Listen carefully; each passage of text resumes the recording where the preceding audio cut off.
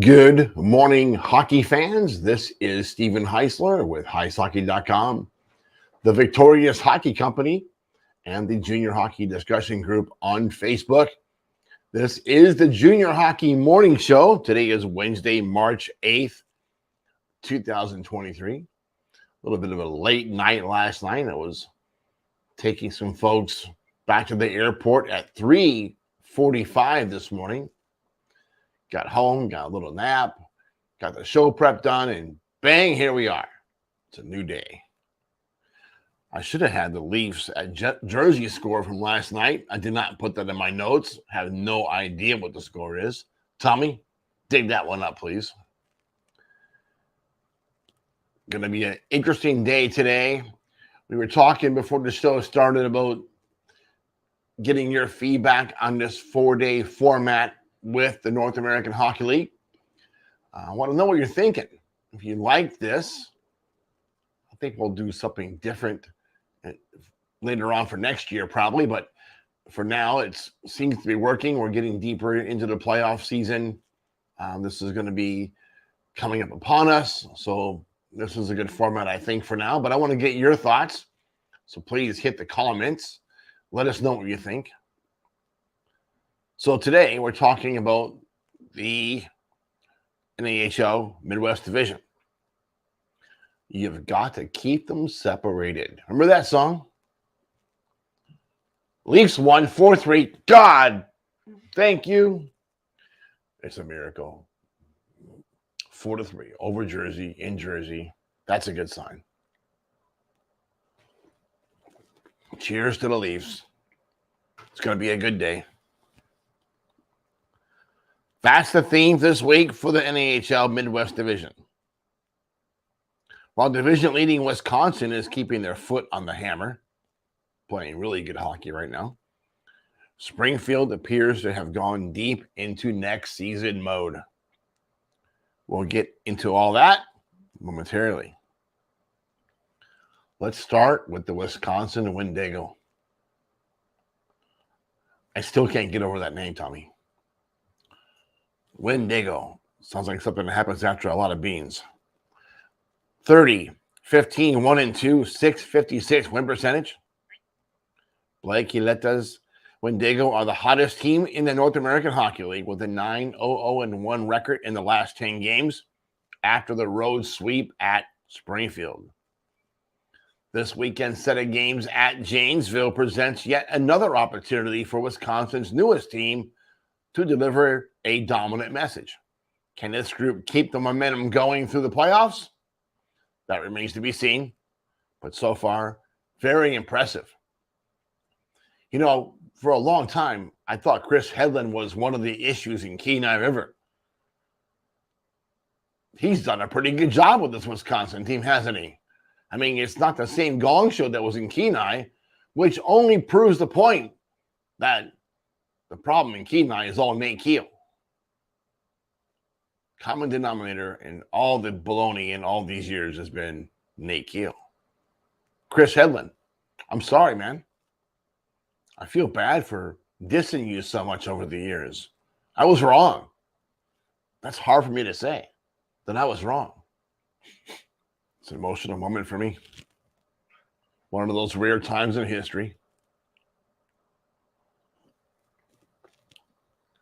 Minnesota Wilderness, speaking of being wrong, 26-15, 3-4, 5-15 win percentage. Brett Skinner and the Wilderness did a nasty little number on the Brown Bears in the first weekend of their trip to Alaska. Getting back-to-back 4-1 wins at Kenai River was impressive. Can I do the same thing this week in Anchorage? We're going to see. You got to be happy with the job that Brett Skinner has done. I don't know if he's going to be another one in out. Can probably go back to the USHL next year after the job he's done this year in Cloquet. Same thing with Blake Hileta. He's done a hell of a job in Wisconsin. He might be gone one and done. I don't know if Skinner can continue to deal with the monster in the room that is Dave Boyce. But he's persevered so far. This late season kind of mediocre issue they're going through right now. I think they can skate through that and they can keep Dave out of the room. What I'm hearing is Dave can't stay out of the room. He cannot stay away from this team. He's got to be in there. He's got to be in the mix. He's got to be relevant. Dave, if you're watching this, whenever you call somebody else in the North American Hockey League, coaches cringe. They do not want to talk to you. Clearly, you're not getting the hint. When you walk out to a pile of coaches in Blaine, what happens? They scatter like mice. They don't want to be seen with you. They don't want to talk to you. Get the hint, dude. Go away. Go sell used cars. Fairbanks Ice Dogs, 26-19, 5-0, 570 win percentage. Dave Allison's Ice Dogs took 2 on the chin at Anchorage over the weekend and get to face that other Alaska team this week when Kenai River visits the Big Dipper. Last time Kenai was at the Dipper, lost both games. Broke that long streak of not winning a series that Fairbanks had for such a long time. Maybe that's a return on the investment Prof has in the Brown Bears. Word out of far north Alaska is that Fairbanks faithful are less than impressed with Allison or his ability to lead this hockey team. Let's face it, the last frontier was not a destination on the coach's radar when he went 2-22-3 as the bench boss of the Ottawa Senators back in 1995. Let's be realistic. This guy is a big step backwards after the excellent performances of Rob Profit, Josh Hauge, and Trevor Stewart. Yeah, I can imagine going to Fairbanks when you're on the bench in the National Hockey League, probably the last thing you ever think you're going to do. And I wonder how many times when it's minus 45 in Fairbanks, he's getting out of his car to walk into the Dipper, he's thinking to himself, what the hell am I doing here? I've had that moment in Fairbanks. It's cold up there. Really cold. Crazy.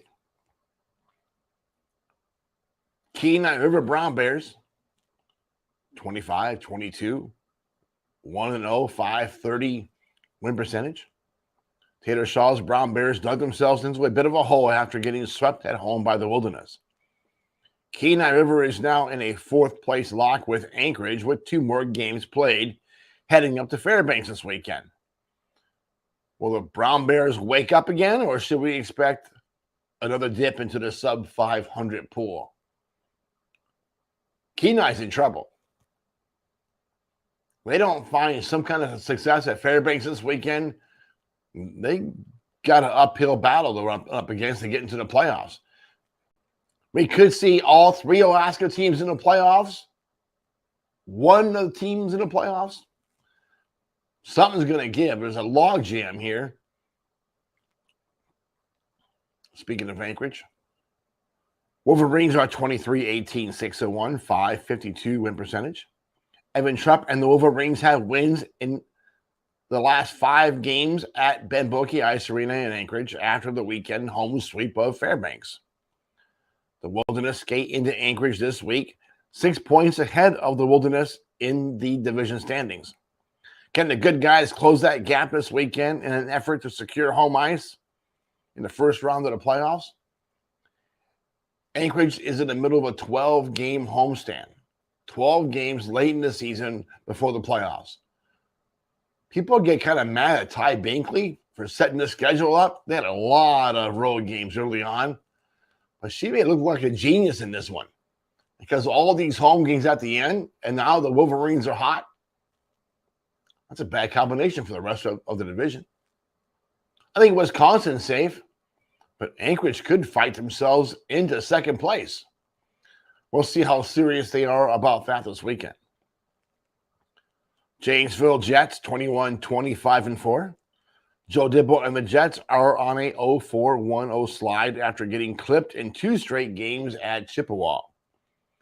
Janesville has every intention of ending that nonsense and cooling off the Wendigo at the same time when Wisconsin visits this weekend. The Jets are only 2 points out of fourth place, further muddying the waters of the playoff picture. Look it. What do you kick that for? You're not a nice person, Tommy. Jets have a choice. They have to have success this weekend. If the Wendigo come in and get a sweep and the Jets go down again, they may find themselves too far out to get back in.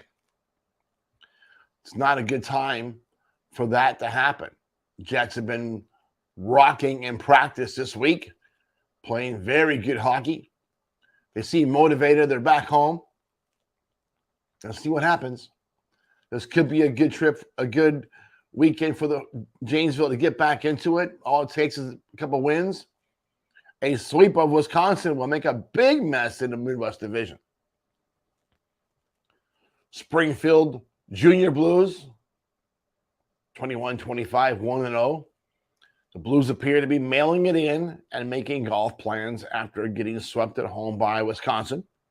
That's okay. We kind of saw this coming with the awkwardly timed coaching announcement that's put this group into a strange funk. Chippewa could easily end the Blues' playoff hopes this weekend when they visit the Nelson Center. If the Steel falter, that 5-game roadie to Fairbanks and Anchorage will certainly do the trick. Yeah, they're done. I don't know what they were thinking. Of course, that Dan Ferguson owner doesn't think very much about anything other than maybe, I'm not going to say that. Let me have a sip of my coffee before I continue because I don't want to get in trouble again. The coaching change announcement was unnecessary. All it has done is create a disaster in the locker room. Guys don't know who they're looking at. Guys don't know who they're trying to impress. We used to have a good guy, bad guy deal going on in the locker room. Coaches was a hard one. Assistant coach was the easy one. That's how it kind of works most of the time. But in this situation, now they got bad cop, bad cop. And no one's taking responsibility for what's happening. And the kids are saying, forget this. We're not going to make the playoffs anyway, so what's the point? When you get to a situation or this point in the season and you go to the what's the point card, you go to, hey, I'm going to go golfing at North Carolina card. That's a bad sign for a team. And, you know, it is March 8th, right? So we're kind of expecting some teams to start falling by the wayside. Is Springfield the next one? In this division, it'd be the first one. We got through that. 13 minutes, not bad. So, any comments, Tommy? Tommy is going to click on the Facebook page and go see what you guys are saying or not saying or thinking or not thinking. But we'll read that. We'll answer in that part of the group. But until tomorrow, hope that you enjoy your coffee and have a